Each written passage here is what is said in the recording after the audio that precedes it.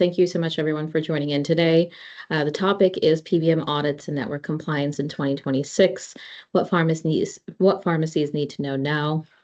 We do a version of this webinar almost every year, if not twice a year. And the reason that we do it is because it's really important for pharmacies to be proactive rather than reactive. We publish a audit checklist as well, just for as a resource for pharmacies to have going into each year, just in the event of an audit, whether on-site, virtual, or desktop, or an invoice reconciliation, et cetera, just to be prepared. And so you guys are already doing a lot more than a lot of folks are by just joining into this webinar, staying informed as to what we usually see or what we're seeing right now in the space when it comes to PBM audits, et cetera. So we'll go into a couple of things, certainly, as it relates to how important it is for pharmacies to be prepared going into the rest of the year and obviously into maintaining compliance into next year. Just a little bit about Frier and Levitt. A lot of you guys are probably familiar with our firm, but for those that aren't, we've been around for over 25 years now. We are a national boutique law firm that focuses exclusively on healthcare and life sciences. Of course, there's many different types of attorneys that focus on different areas on both the healthcare side and life sciences side. Our healthcare side certainly focuses on counseling large physician groups, hospitals, health systems, labs, med spas, dental practices, et cetera. And then, of course, on our life sciences side, we essentially work with anybody along the drug supply chain, primarily focused on working with pharmacies, of course, as well. But like I said, on the life sciences side, we're mostly working with pharmacy providers, especially on PBM related issues. We also have a transactional team, a litigation team, a regulatory team, et cetera. And so we're really working with healthcare and life science clients in the space. A little bit about myself. I am a partner here at Frier Levitt in the life sciences group, mostly dealing with pharmacy providers. That could include retail, specialty, mail order, physician dispensing practices, et cetera, on mostly PBM related issues. That could include network access, whether you're green starting a pharmacy, you're acquiring a pharmacy, and trying to get credentialed into the network. Audits, of course, as it relates to our topic today, terminations, recoveries over types of discrepancies in terms of audits and investigations, as well as like FWA investigations, very similar to audits as well. And then, of course, just on best practices as a pharmacy provider. I'll also work with pharmacies as it relates to change of ownership processes and similar types of issues that usually arise in pharmacy-related transactions. Just a disclaimer and, of course, a little bit of housekeeping.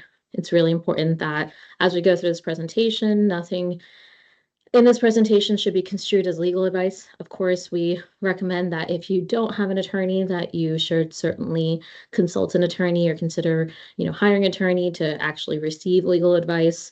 And so that's really important to keep in mind that nothing I otherwise say in this presentation should certainly be construed as legal advice.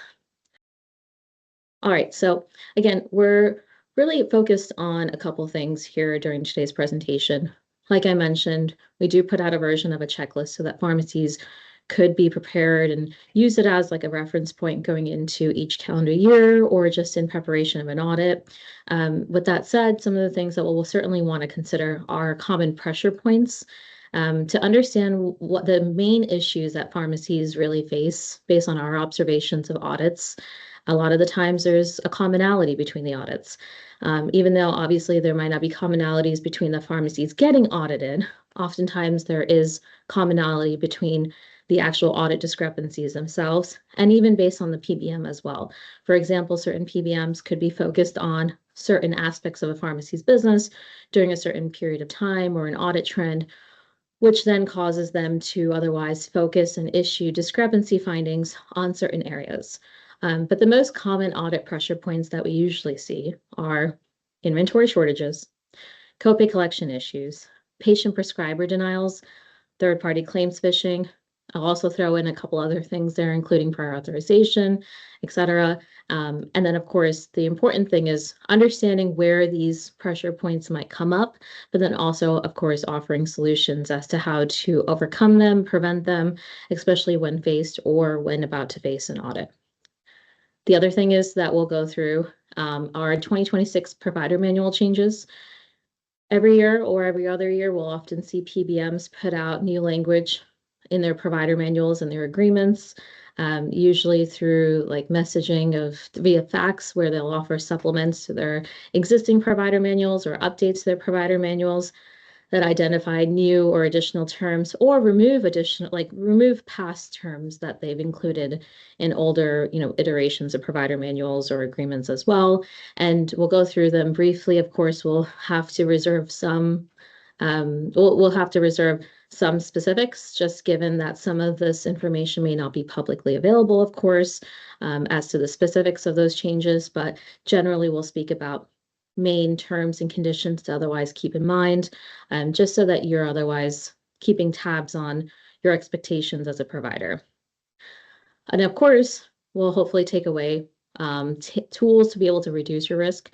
A lot of the times, when you're receiving an audit or an investigation, there's not a lot of guidance that you're otherwise being given by PBMs. It's like, here you go, here's an audit notice, give us everything you have.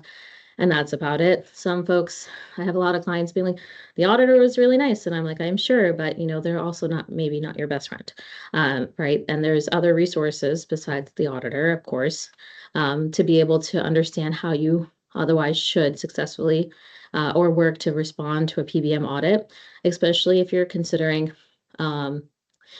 satisfaction of being responsive to the actual audit request, but then also making sure that you're otherwise maintaining a good relationship and maintaining your network compliance status.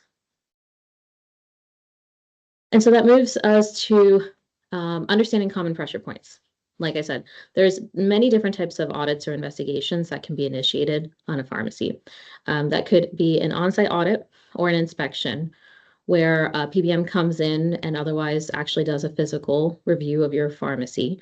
They could be, asking for prescription documentation, at the time that they're actually on site. Sometimes this really catches pharmacies off guard, especially because if they're coming in unannounced, which is certainly possible, depending on your provider agreement or your manual that allows them to be able to do that. Again, we'll talk to sort of the compliance as it relates to fair audit laws a little bit later on, but assuming that they're otherwise permitted to come in on site to do an audit, that's it's certainly possible that that's going to take some time and resources away from your day-to-day at the pharmacy, which I expect is already really busy, to be able to now be responsive to these auditors as well in providing all the required documentation. And so we'll see that during an on-site audit, there's a lot more of an ask to be able to present documentation exactly when they're on site. Sometimes some auditors will accept information or documentation after the fact. I wouldn't be surprised if auditors come in, take some pictures of sort of the pharmacy space, check to see if all of the, signage is up, very similar to like a board pharmacy inspection as well. But then of course the distinction is that oftentimes they also ask for like prescription documentation to be reviewed as well. Then we'll also see desktop or virtual audits of where a PBM will ask for extensive prescription documentation related to a list of prescriptions for which the pharmacy has to go ahead and provide all the responsive information. That could include a copy of the prescription, of course, a signature log or a delivery slip, or a slip that a tracking confirmation to show that the prescription was successfully received by the patient to the extent that mailing is allowed under your specific retail or your specific contract with the PBM. You could also ask for copay documentation as well. Not every single PBM may ask for this information, but there's usually some version of some combination of that information related to the prescriptions, the delivery slips, and the copay information that most PBMs otherwise ask for. And that's usually typical of a desktop audit.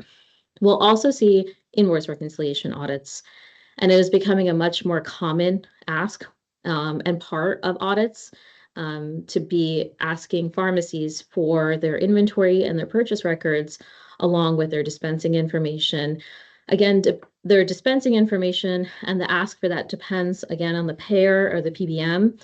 Some PBMs will not ask for dispensing information, and they'll just ask for just the purchase information. Some payers and PBMs will ask for dispensing information across all payers. Obviously, you'd want to limit the PHI that's being transmitted, especially if you're providing dispensing information that includes information across all payers.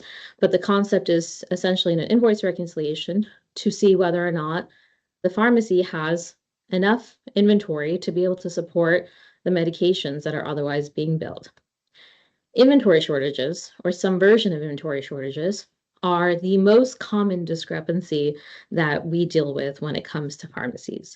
And not just any pharmacy, a pharmacy of almost any size, really, when it comes to inventory shortages, experience some sort of discrepancies with PBMs. Again, there's certain reasons as to why those inventory shortages might result, but typically it's essentially instances where a PBM sees that for a specific drug in that audit period, whether it's a year, 6 months, et cetera, whatever the audit period is, that the pharmacy didn't have enough inventory to support the claims that were being billed for those drugs.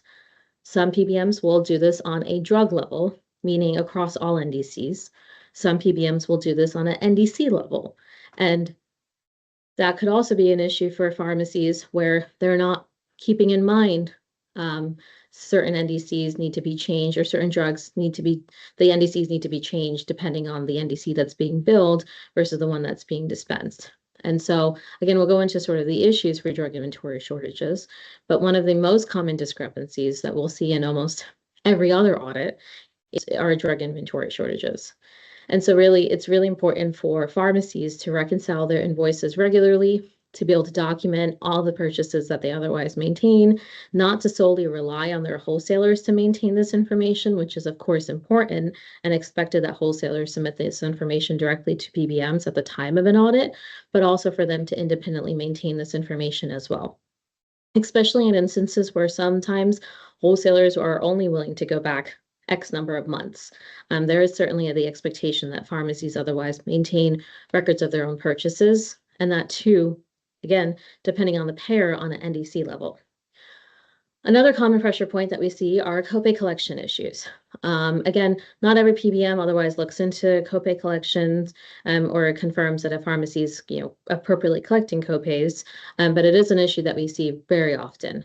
And so those types of discrepancies often come up when a pharmacy is submitting documentation and isn't able to show proof of collection of copays in full, or at all, or mistakenly applied a coupon on a Medicare or Medicaid claim when they weren't otherwise allowed to pursue into those terms. There's also significant documentation requirements when it comes to copay collections. We've seen this increase over the last 2-3 years, I'd say, where pharmacies usually just had to provide a register receipt or a POS receipt that show that a patient paid their copay. Pharmacies are being asked to provide copies of checks that were deposited into bank accounts, proof of regular deposits of cash copays into bank accounts, or credit card merchant reports that show on a transaction level basis from the pharmacy's payment processor that they actually collected the copay amount from the patient pursuant to the, like a specific prescription that was generated by the register. So copay collection is certainly an issue, and we'll go into sort of the importance of having an appropriate policy, as well as having as an appropriate policy as it relates to general copay, but then also financial hardship as well. I'd say that every pharmacy, if it doesn't already, should certainly have a copay collection policy, as well as a financial hardship policy, if there are any instances in which you're allowing patients to identify financial hardship as a means of not collecting copays from them. So those are certainly important. And in fact, some PBMs will also ask pharmacies for copies of their copay collection policies and procedures during the time of an audit. So it's really important to have those written policies and procedures in place. The other things that we'll see are patient denials, prescriber denials, and we'll even see patient denials related to copay issues as well. This essentially arises most often when a PBM starts an audit, an investigative audit, or an investigation against a pharmacy and sends out these questionnaires to patients. Very common. In fact, It's very common when it comes to PBMs that review pharmacies in this course, that they'll ask patients, hey, did you receive this medication? Did you request this medication? How did you receive it? Was it through delivery? Was it through the pharmacy's employee? Was it through the mail? Did you pay the copay for it? If so, how did you pay for the copay for it? There's a host of questions that they otherwise ask the patients. And then, of course, the prescribers as well, being like, did you authorize this prescription? And so it's really important that, of course, those patients and those prescribers answer honestly. But ideally, obviously, the hope is that if they're not able to recall, that they're not otherwise answering them.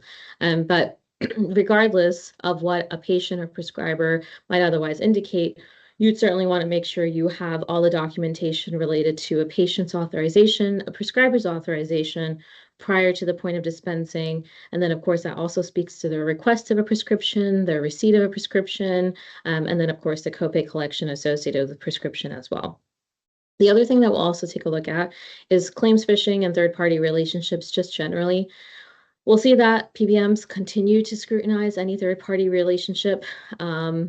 That could include someone like a hub relationship. That could include anybody that submits claims on behalf of the pharmacy using the pharmacy's NPI. That could also mean anyone who does any sort of marketing on behalf of the pharmacy or engages in any other aspect of the pharmacy that is otherwise expected that the pharmacy itself as a provider in the network otherwise engage in. And so going back to inventory management, and the reason for why we see so many drug inventory shortage discrepancies or DIS discrepancies or inventory shortage discrepancies, there's a host of different names and each PBM will call it something else.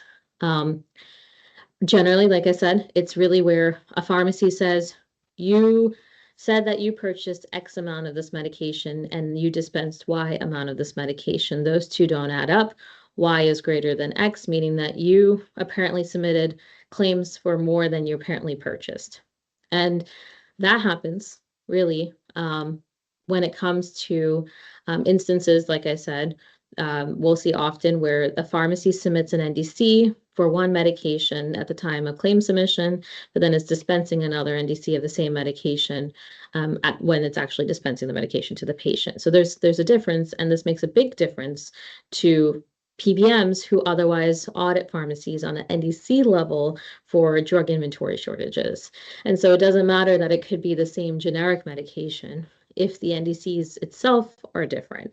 And a lot of the times PBMs will consider different NDCs to be associated with different drugs. Again, it could be the exact same drug, but and it could just be a package size issue, in fact, where instead of a 50 count, you're using the 100 count. And so the last two digits of the NDC are the only difference. But for a PBM that otherwise does an invoice reconciliation on an NDC level, that could otherwise be considered to be a shortage. And so it's really important that pharmacies make sure that at the time of claim submission, they are submitting the correct NDC for the drug that's actually being dispensed. That's actually being dispensed, period. Meaning that the drug dispensed and the drug for which a claim is being submitted are the exact same. There's a lot more leniency, I'll say, when it comes to different NDCs across generics, of course. A lot less leniency when it comes to billing for a brand NDC, but then dispensing a generic NDC, or any instance in which generally the reimbursement to the pharmacy will be greater by submitting an alternate NDC than what was actually being dispensed. And the reason is obviously because that becomes an issue of overpayment to the pharmacy. So when it comes to going through your own personal records and your own personal claim submission practices, it's really important that pharmacies submit the correct NDC at the time of claim submission. A lot of the times we'll hear from pharmacies being like, we forgot to change it because the wholesaler discontinued that NDC, or they discontinued selling that NDC, and so we bought another NDC. But it's really important that you otherwise dispense the correct NDC that you are otherwise submitting a claim for. And the reason is because PBMs may say that you have a shortage of a particular NDC and then suggest that you're subject to a full recovery of that medication and all the claims related to that particular drug product for that medication because you're not able to provide the purchase information for that particular NDC. The other reason that we'll often see PBMs otherwise suggest a chargeback or drug inventory shortages is when it comes to licensing of the wholesalers that they otherwise purchase from. This often happens when pharmacies aren't purchasing from, you know, licensed or NABP accredited wholesalers, depending on the PBM, or you know, are not purchasing from authorized distributors, particularly in the instance of diabetic testing supplies, and might be purchasing from, you know, tertiary platforms or wholesalers or alternate platforms on a non-specific patient need basis, which we'll go into as well. But essentially, it's really important that pharmacies otherwise purchase from not just licensed wholesalers, but to the extent that PBM requires a certain accreditation or requires you purchase from authorized distributors, that you otherwise do so. Because again, to the extent that you don't, well, that's where we'll see a pharmacy or a PBM allege drug inventory shortage discrepancies against pharmacies. Again, we're really going into sort of like what we usually see as like the basis of shortages and discrepancies, not suggesting that these discrepancies would otherwise be maintained if you went through the appeal process or had a dispute discussion with the PBM, but really just, again, things to consider as to why drug inventory shortages generally occur. And we always focus on this during audits because, like I said, it's the most common discrepancy that we see in audits, and certainly something that I think a pharmacy with best practices implemented could work to try to avoid. The other reason that we'll often see drug inventory shortages are for quote unquote purchases prior to the audit period or potentially bulk purchases as well. That's not to say that every purchase made prior to an audit period is an actual bulk purchase. But generally, you know, some PBMs will only give you a month of a look back period. Some PBMs will give you 3 months of a look back period in which they otherwise are willing to accept inventory to consider in support of your claims that you're otherwise submitting during that particular audit period. So for example, if an audit period is for the calendar year of 2025, let's say, and you made purchases in October of 2025, some PBMs, October of 2024, excuse me, some PBMs will consider that it's within 3 months of the audit period. Some PBMs will not consider that unless you've made what you might have to, what is called like a bulk purchase notification, which is specific to say just a particular PBM. Essentially, that would require you to say, hey, PBM, I made a purchase maybe more than I usually otherwise need. Here you go, here's the information. And the reason, and not only the contractual requirement to do that, but the reason is so that if in the event you go through an audit, that PBM is willing to and should consider that purchase that you made in October of 2024 if they were to audit your pharmacy in 2025. I've seen instances of where pharmacies will just make bulk purchase notifications left and right just to be able to safeguard the potential that or just safeguard themselves against the potential that they go through an audit and maybe they purchased outside of a month, medications outside of a month of the audit period and don't want to run the risk of having the PBM not consider that purchase, right? So we'll often see limitations on how far back PBMs are willing to go to be able to consider bulk purchases or just purchases prior to the audit period. The other thing that we'll often see issues related to drug inventory shortages and inventory issues is related to purchases from other pharmacies. This could include pharmacies that are, say, closing down the street and, you know, they're selling their inventory and then you decide to purchase it. Or say you are acquiring a pharmacy and you decide to take over their inventory as part of the transaction. Or you're using a third party platform that allows you to purchase from other pharmacies. There is significant documentation requirements that's expected of a pharmacy to maintain. That includes transaction information, transaction history, transaction statement, or T3 as we call it, documentation in support of those purchases, as well as copies of the underlying invoices related to the drugs you're purchasing from those pharmacies. There are exceptions, however, depending not just depending on the payer, but under applicable law as well, that you may not need to provide such information if, say, you're purchasing for what we call specific patient need, or you can identify that you're only doing it because you have a prescription and you really need the medication. And so you're, again, for a specific patient, otherwise purchasing that medication from the pharmacy down the street. But in all the other instances, it's really important to maintain exhaustive documentation related to purchases from other pharmacies. And a lot of that reasoning goes back to really the sourcing of where these medications are coming from that are otherwise being dispensed to patients. So for the same reason that PBMs want you to purchase from licensed wholesalers, they want to make sure that the pharmacies that you're purchasing from, in turn, also purchase from licensed wholesalers, meaning that those medications are appropriately being sourced. The other issue that we'll see that relates to drug inventory shortages and general inventory management is the failure to reverse timely for medications that are otherwise being picked up or picked up by patients.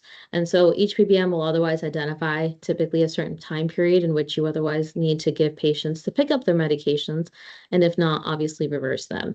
And so if you're not reversing those claims for medications not picked up, then it looks like you're actually dispensing a lot more than what you actually purchased, which leads to an inventory shortage, but of course also leads to an actual issue of overpayment to the pharmacy. That in those instances, yes, the pharmacy did actually receive reimbursement that it shouldn't otherwise have received. So those are typical issues that we'll see related to drug inventory shortages. And so really the takeaways should be, hopefully from here, are making sure that you're actually submitting claims, specific drug information at the time of claim submission down to an NDC level. You'd also want to make sure that you're purchasing from proper sources. If you are purchasing from other pharmacies, that you'd otherwise maintain the documentation related to those purchases. If you are making purchases made significantly prior to the point of you dispensing them, that you're otherwise making the necessary notifications if the payer otherwise requires you to make that notification. And then, of course, that you're reversing any claims for medications not otherwise timely picked up. Some PBMs will say 14 days. Some PBMs may even say 7 days. So those are things that to otherwise keep in mind.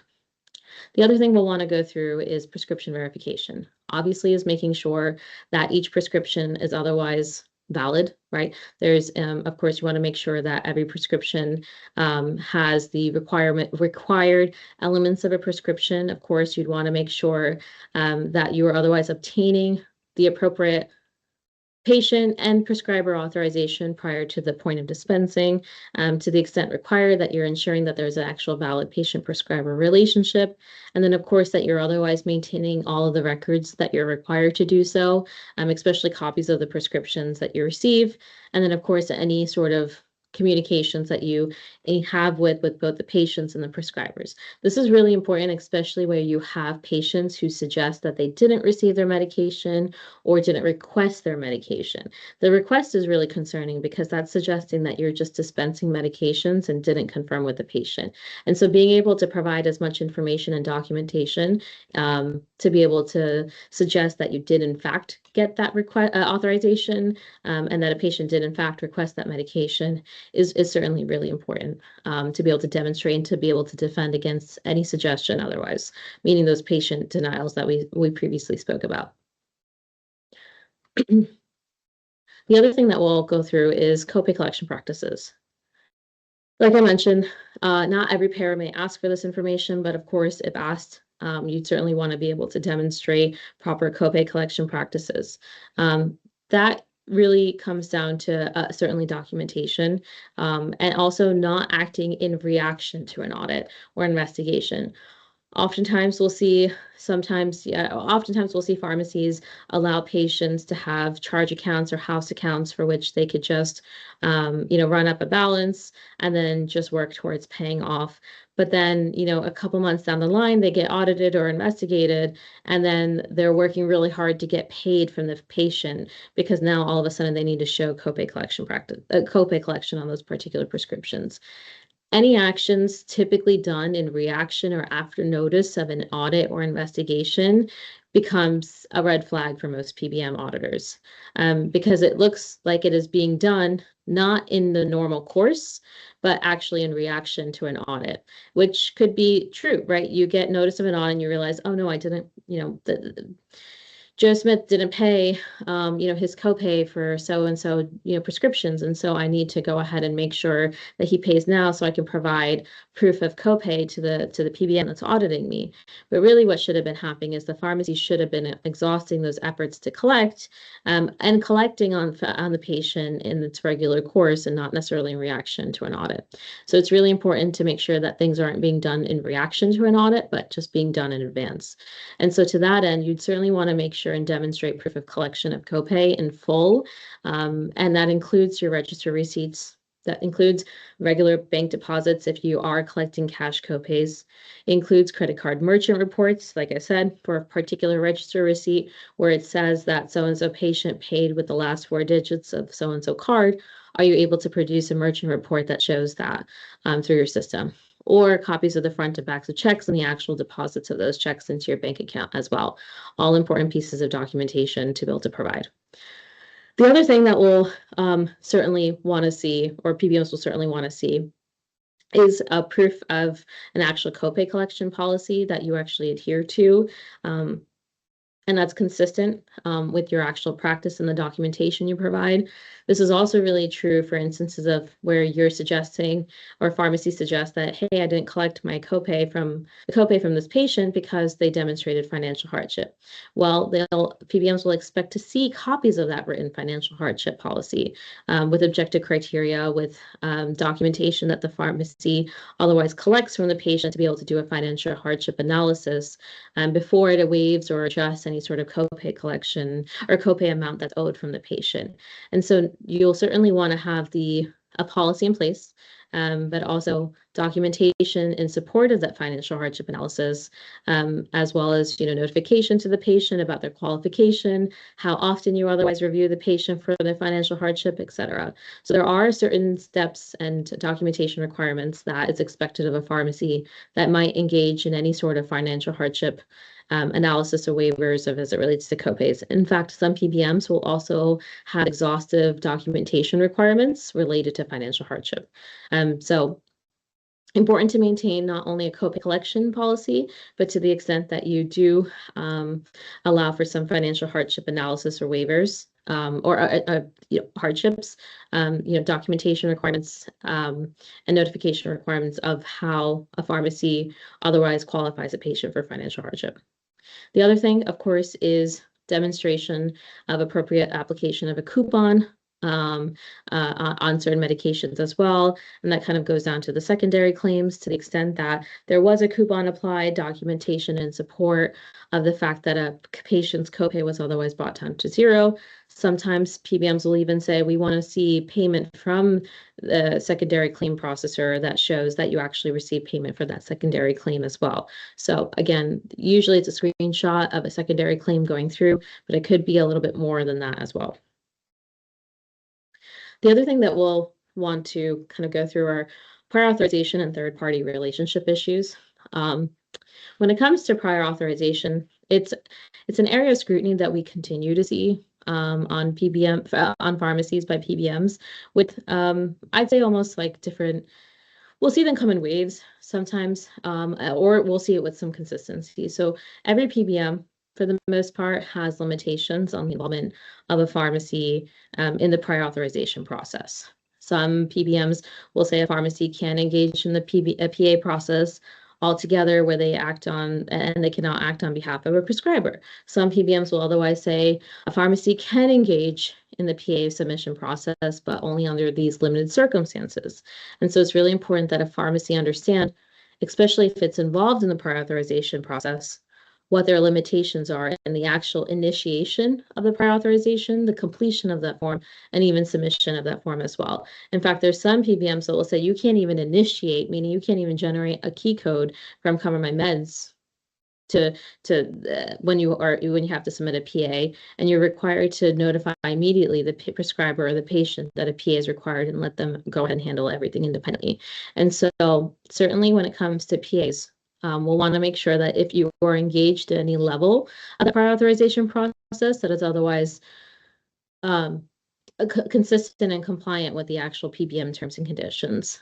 Again, that's not across the board that there is a limitation or that it's permitted, but you'd certainly want to make sure that to the extent you're involved, that you're certainly doing it on a payer-specific level, just because each payer has their own requirements as to the level of involvement. The other thing that we'll see are third-party relationships. Like I said, we've seen many instances of where pharmacies engage in third-party relationships with the understanding that, a third party could help them increase their profits and, to the extent they give them some data as to their metrics or, their reimbursements, et cetera, or, to the extent that they're otherwise helping them get some prescriptions through a referral source, et cetera. But it's really important to make sure that those third-party relationships are not only compliant from a regulatory perspective, meaning that the arrangement between the third party and the pharmacy are otherwise compliant with the law, but that they're otherwise being entered into and disclosed consistent with the PBM's terms and conditions. For example, some PBMs will say it's not that a third party can submit claims on your behalf, or we just need to know about it, right? And so it's not that they can't engage in certain practices on the pharmacy's behalf, but there might be disclosure requirements that are otherwise required of the pharmacy. Not just disclosure, but consent requirements as well, meaning that you may need to get express approval from the PBM before engaging into that third-party relationship. And it's really important that before you enter into any third-party relationship, that you're reading your own agreement with that third party as well. For example, we've seen many instances of where pharmacies unknowingly gave third parties the ability to submit claims on their behalf using their MPI. And until the PBMs caught wind of it and saw that a bunch of test claims were being submitted, which essentially means claims without an actual prescription backing it, did the pharmacy realize that they pharmacies unknowingly give permission to a third party to be able to submit their to test claims using the pharmacy's NPIs. And that was expressly contemplated in their written agreements as well with the third party. So it's really important that before you engage in any relationship, that you're otherwise understanding of what exact permissions you're giving this third party. This is true for anybody who could submit claims on your behalf, could be true of anybody that's otherwise engaging in any marketing on the pharmacy's behalf, especially to understand how marketing is being done. Sometimes as part of audits and investigations, pharmacies may be asked about their marketing practices. Well, how did you get so-and-so prescription from so-and-so prescriber who lives 20 miles away from the pharmacy, or it has a practice 20 miles away from the pharmacy if you're considering yourself to be a retail pharmacy and this patient lives 30 miles away from the pharmacy. Right. So there are oftentimes questions that could come up as it relates to a pharmacy's marketing practices. It could mean something as simple as understanding who does the marketing for the pharmacy to a bigger disclosure of the entity that does it and the type of marketing that they do it, and to ensure that they otherwise aren't engaged in outright solicitation of patients and prescribers for prescriptions. And that moves us on to sort of the changes in 2026 in terms of provider manual and agreement changes.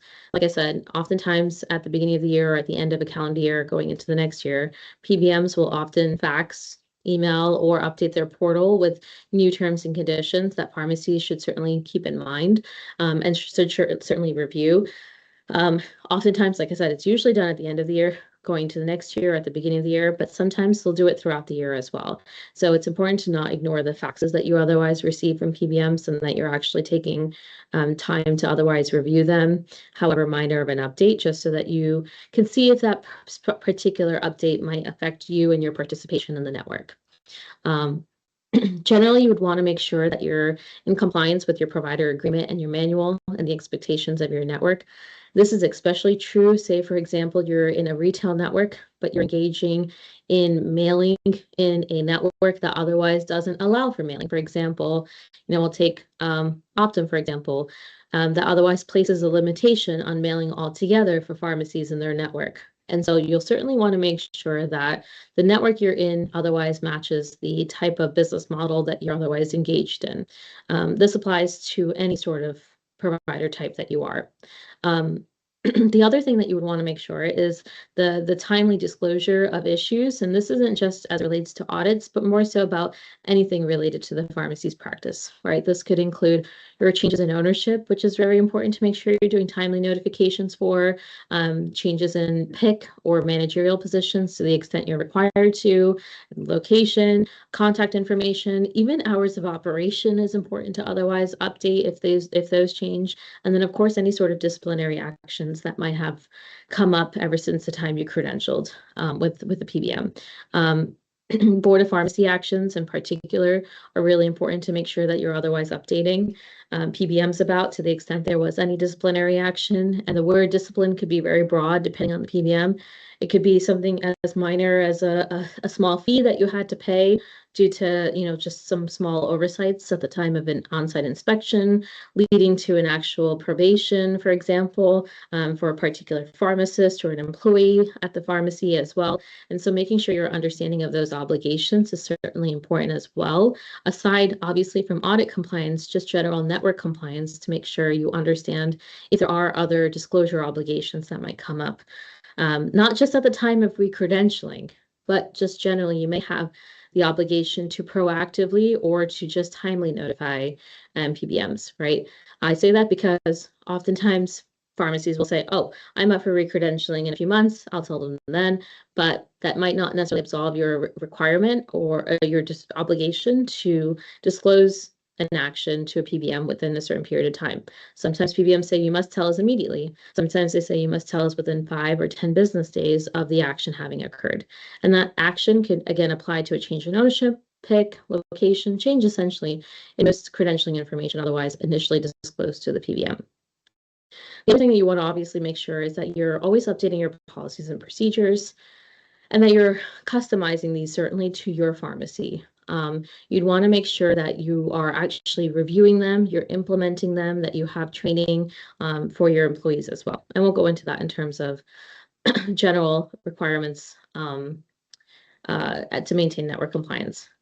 And so when we talk about sort of different changes that we've otherwise seen in 2026, one that we've otherwise observed that's relatively important for a lot of pharmacies is that you'll see that Optum, for example, introduced what we call like a 25% dispensing limitation. We've seen these different iterations of dispensing limitations in the past.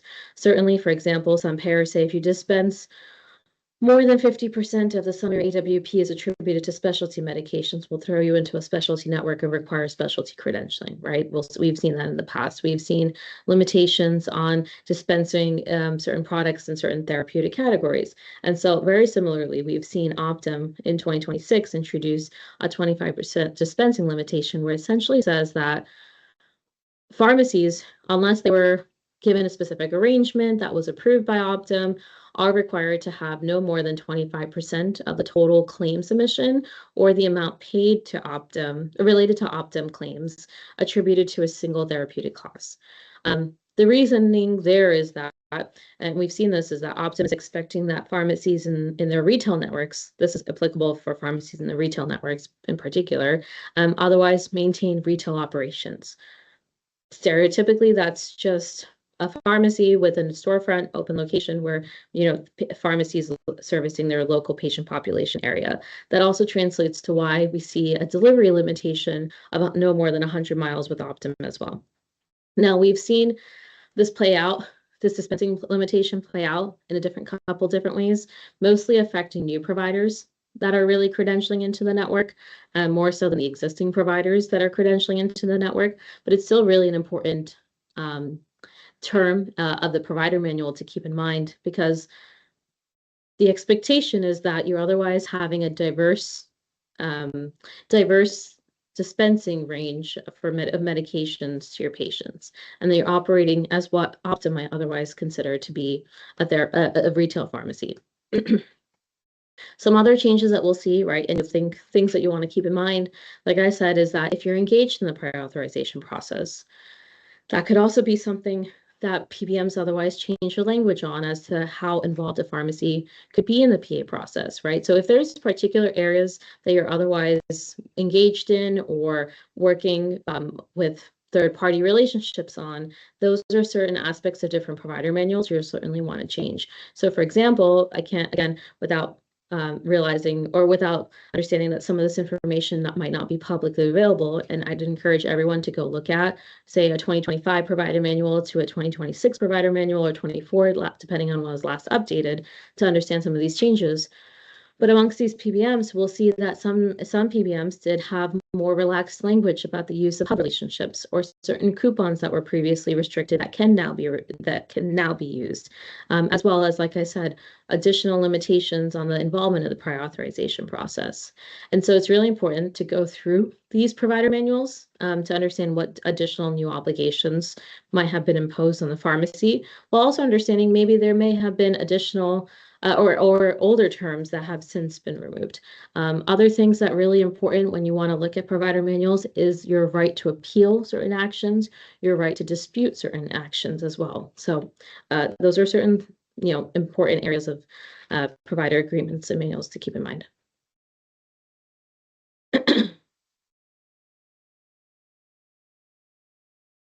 And so generally, right, we talk about reducing the risk of network termination or reducing the risk of audits and recoveries, of course. When it comes to reducing the risk of network termination over audits, it's really important to challenge audits as much as you can. I've had instances of where pharmacies say it's $5,000, it's $10,000. I'm too busy to otherwise challenge these results. It's not worth it. But what happens often is we'll see a compounding effect from PBMs. Well, they'll say, oh, pharmacy was audited in 23 and they had X amount of issue. They were audited again in 25 and they had X amount of issue. We just see we see a pattern of network non-compliance. Let's consider terminating them, right? So it's not so much about the dollar value versus the type of discrepancies as well. So not only can PBMs compound those audits to say that there's a bigger pattern of network compliance, but they'll also could just take one particular audit, regardless of the dollar amount, and say that the pharmacy is generally non-compliant. Again, to the extent that they're even a smaller dollar amount, it's more so about the particular discrepancies. Like I said, common pressure points and sometimes common reasons for a basis of termination include drug inventory shortages, copay collection issues, patient denials, prior authorization engagement, like improper prior authorization engagement as well. Of course, in addition to other issues of network non-compliance, but this is as specific as it relates to audits. And so sometimes, we'll have pharmacies that say, it was just $10,000 at issue. It's just 5 drugs. We just decided to pay it off. And then, unfortunately, we'll see that, a month, could be 6 months down the line, that they otherwise hit with a notice of review or notice of termination. And so to the extent that you're able to resolve shortages, you certainly want to be able to appeal and then dispute, and we'll talk about sort of what that dispute process is as much as possible. Again, regardless of the dollar amount. The other reason that it's important is that we'll sometimes see PBMs escalate this. It's not that every PBM does, but certain PBMs do. In addition to network termination, they could also otherwise make complaints to certain, third-party agencies, including state boards of pharmacy.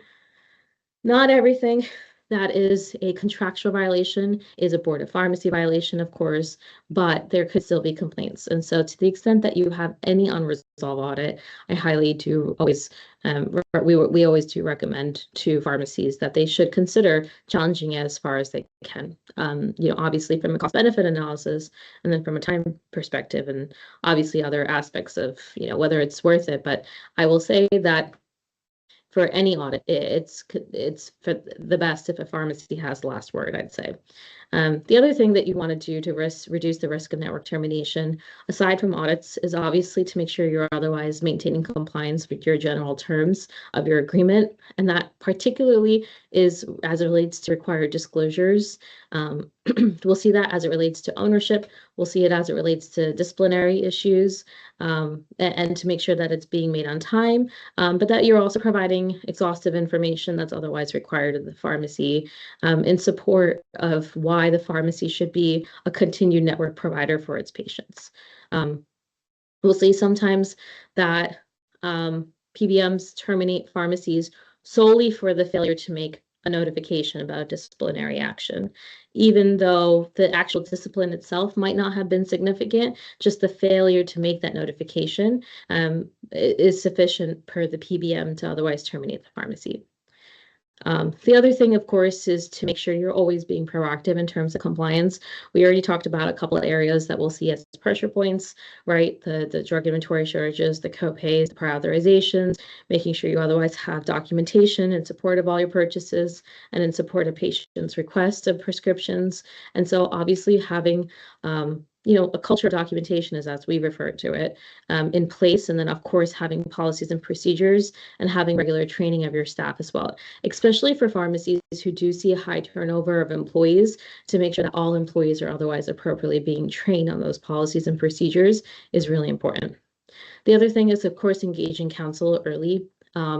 It's always great to be, like I said, proactive rather than reactive. So whether you have an in-house compliance expert or a third party that you can otherwise go to, including legal counsel, it really helps to be able to advise on sort of those areas that you're otherwise unsure about.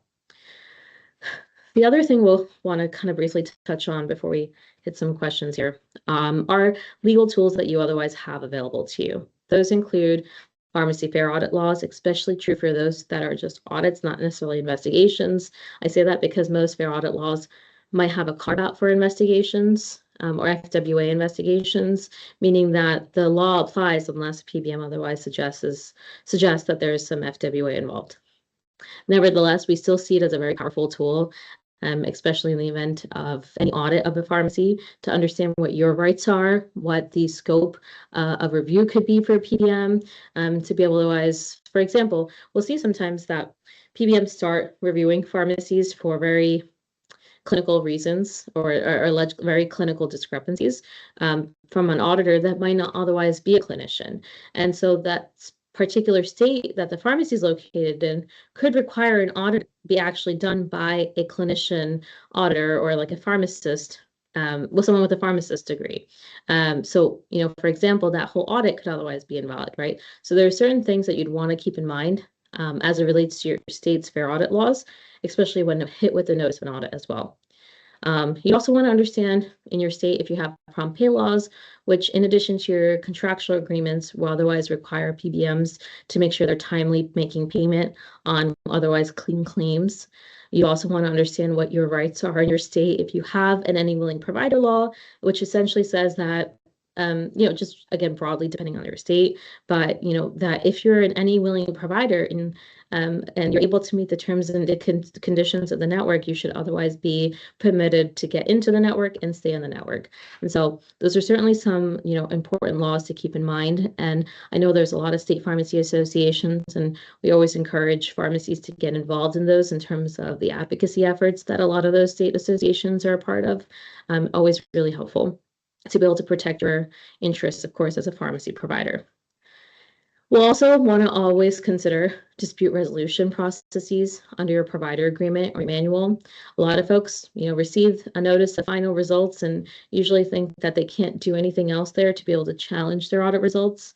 There are extensive provisions in your provider agreement and your provider manual with PBMs that often do allow you to engage in a further discussion through the dispute resolution process as it relates to those final results as well, or any other potential action that could be occurring against the pharmacy.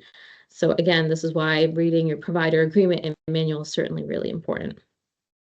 Generally, for preparing audit, documentation. That's really what these 4 things really say, is just making sure that you have as much information and documentation related and in support of your prescriptions as much as possible.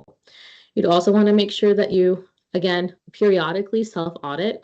I've had pharmacies that say, oh, I haven't done an invoice reconciliation in like 2 years. I'd say you should be doing one on a very regular basis, if not every few months, at least every year, where you're otherwise self-auditing yourself for common issues, including inventory shortages as well. Maybe you should be regularly auditing yourself every 2 weeks, make sure any prescriptions that you return to stock are otherwise being reversed, right? So, or for the claims are being reversed. So I'd say, there are certain aspects of the pharmacy's business that you should certainly consider having regular reviews, self-reviews, of course, audits. or you engage in a third-party service to be able to do third-party audits of yourself just from a compliance perspective. There's there's a lot of legal resources, including law firms that otherwise offer these services, but there's also a lot of third-party resources that allow that you can use to just do a self-audit of the pharmacy and catch yourself and be prepared in the event that there is oversight, and how advise on how to be able to implement corrective actions, etc. And so I know that we are pretty close to time here, and then we went through a lot, but I'm happy to answer any other questions, and it looks like we did get a couple here. But essentially, the biggest thing for pharmacies, I'd say, is that being proactive is really important, and understanding not only the obligations that you have under your PBM terms and conditions, but being regularly updated about any changes that might otherwise affect your pharmacy's businesses or your practices to be able to maintain regular compliance. I'm just going to go ahead through some questions. Thank you everyone for joining today. Feel free to drop off or feel free to stick around for any questions that we otherwise answer.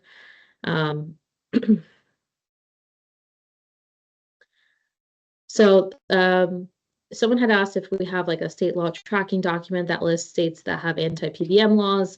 There are resources that our firm puts out on a regular basis as well, through newsletters, through LinkedIn, etc. That does have information related to state updates, that relate to mailing limitations, any willing provider laws, etc.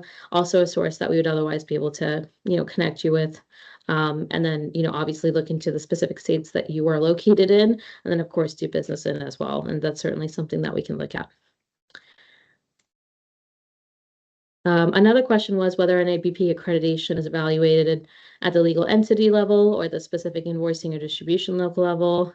So I'd say so I think the example was that there a pharmacy located in a particular state, but then the address and the accreditation is from one location while the invoice says another location. I focused on the actual entity itself, but we can certainly confirm that. But generally what we're looking at is that the actual entity that the wholesaler is maintains an ABP accreditation. I don't know that I've seen that specific breakdown of like where the distribution is and whether or not an ABP is attributed to a specific distribution level versus like on the wholesaler itself. But that's certainly something that we could certainly explore. As for inventory management, how do you handle a situation where we scan the individual vial NDC for compounding, but the PBM rejects this NDC because they require a package NDC for billing? If we change the NDC to bill, this will not match the compounding record, etc. So you'd certainly want to make sure that you're otherwise submitting the claim, like I said, for all of the accurate information and ingredients in a compound on a compound level basis, as well as to what's being dispensed. I say that because, if you are dispensing a medication that's not otherwise covered as well, but then also dispensing another NDC that just to be able to receive a paid claim, that could certainly be an issue. And so you'd want to make sure that, again, that each individual NDC is otherwise being accurately submitted, even for compounds. Question is, patient otherwise suggested denying receiving or requesting a medication for a particular PBM. Does the pharmacy have any leg to stand on in requesting a copy of the written denial that the PBM allegedly received? Like I said, oftentimes we'll see that PBMs do send out questionnaires to patients to see if they actually receive these medications. Generally, we do not see copies of these alleged denials that the patient provided to the PBM, unless, of course, you were to pursue a formal action, for example, arbitration or litigation. It comes in at the point of discovery that we're seeing those. But I will say, generally from experience, there used to be at a time, maybe like 5-6 years ago even, where a PBM might say, patient denied, receiving the medication. And solely because the patient didn't actually respond to a request from the auditor. And so the auditor took a non-response, may have taken a non-response as, an actual response. But we've seen that shift greatly. And the reason is because, PBMs are aware that pharmacies are willing to consider pursuing more formal actions, that we do typically see that there's an actual written communication, or written exchange or verbal exchange from the patient to the to the PBM of an alleged patient denial. So where we used to see it be a non-response equals patient denial, we actually do see a written response or a verbal response from the patient now be construed as a denial. But the problem is that patients are being asked about prescriptions that they received a year ago. That's really hard to be able to remember for any patient. I can't tell you what I did last week at this time, right? Even though I have a calendar yeah, with entries. But, it's really hard for patients to be expected of that. And you certainly see that, we certainly see that PBMs would take advantage of that by asking patients about these prescriptions that are super old, but then also the type of questioning that also, causes them to be concerned. I hope everyone, was able to take something away from today's presentation. Like I said, we do regularly publish a checklist. And so I highly encourage for any pharmacy or even a pharmacy owner, a pharmacy employee to otherwise, download that checklist or just understand sort of pressure points in your own pharmacy and how to improve it, especially in the event of an audit or just generally maintaining network compliance. Keep on top of regular updates that you otherwise see. So this is my contact information for anyone who has any questions at the end of this. Any questions they might not have wanted to drop in the Q&A or anything else, feel free to reach out. And for anyone whose questions I was not able to get to, we will certainly reach out with some feedback. Thanks so much, everyone. Have a good one.